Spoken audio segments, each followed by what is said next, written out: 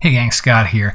I want to show you this technique of getting crisp details fading off into the background of your photo using dynamic contrast and a pair of masks. This works really well, especially for landscape scenes where you want to have certain elements, certain tonal regions crisp, but having that crispness fade off as you get farther into the distance in your photo, just like we would have, if we were there looking at this scene in real life, and our eyes won't perceive that detail as far in the distance. So here is this this finished image, and you can see that in the foreground, this rock is very crisp. There's some detail in the midground, and it starts to get softer and softer as we go back. And this dynamic contrast is what does that. I'm going to turn that off for a second.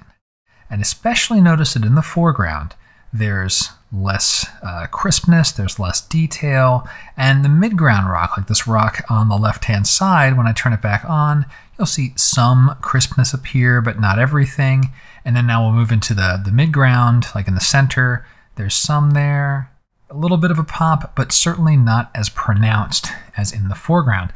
So how we're doing this is with a couple of masks. We're using a luminosity mask coupled with a gradient. So let me show you how this works. Let me turn this off and I'll add a dynamic contrast again. So here's what we get normally, right? Here's the dynamic contrast, just the normal default before and after, and everything's affected. The sky gets a pop, the rocks, the water, everything. All right, first up, we go in here and luminosity mask. Now that will by default target the brights and mask away the effect from the rocks, the exact opposite of what we want. I'll invert that, all right? At this point, I want to view the mask. So here is our mask. The areas that are very, very bright white is where the dynamic contrast is being applied, and everything else is where it is not.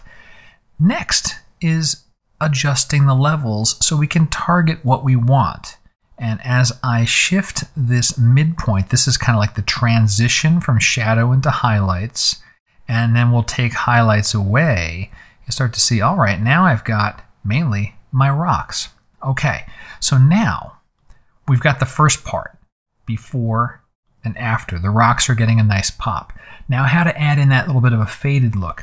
What we want is to reduce the mask as we go farther, in this case, up the scene, which is farther into the distance. And we will do that with a masking bug. I'm still on the dynamic contrast. I have the luminosity mask applied, and I don't want a full strength. I want maybe, let's try around 70% or so. I'm taking a bit of a guess there. Dropped it in here. And I'll rotate that a little bit and start to fade it out, okay? And what that's doing is, what's below here, this is getting all of my detail. This is starting to get some detail. This will be easier to see when I turn the mask back on, the view. Here's the view. Here's our bug, right? Crisp, clean line. As I start to fade that out, I can say I want more detail below this line and less detail above. If this opacity were 100%, it'd be very, very clear, right? We can see we're removing dynamic contrast from the upper portion of this gradient. I don't want to remove it entirely. I still want some of that detail to be out here.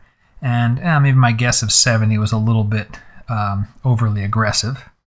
We fade things out, we can adjust here, but you're getting the idea. I'm getting lots of detail in the foreground, and then I'm letting it fade off into the background. I turn off that view, and here's our before and after. Before and after.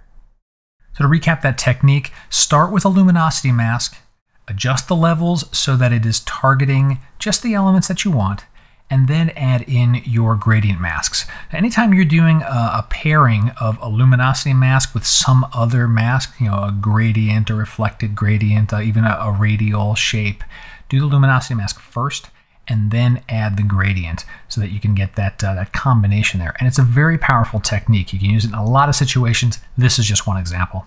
Hope you found it useful. Got questions? Go ahead and drop them below. And until next time, my name's Scott Davenport. Have fun.